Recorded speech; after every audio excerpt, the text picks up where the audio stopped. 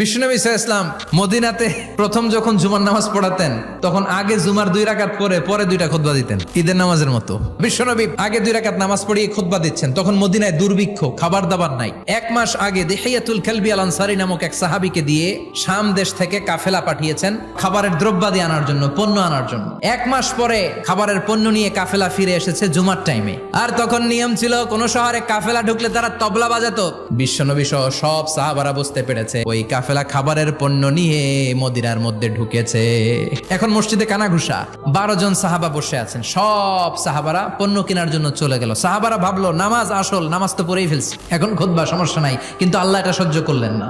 এজন্য সাহাবাদেরকে ধমক দিয়ে আমাদের চোখে আঙ্গুল দিয়ে আল্লাহ আয়াত নাজিল করলেন, ও নবী আপনি বলে দেন আমার কাছে এত বিশাল ধনভাণ্ডার আছে, সবার যত চাহিদা যত কামনা আছে সব যদি দিয়ে দেয় আমার ধনভাণ্ডারের 1 ইঞ্চিও কমবে না।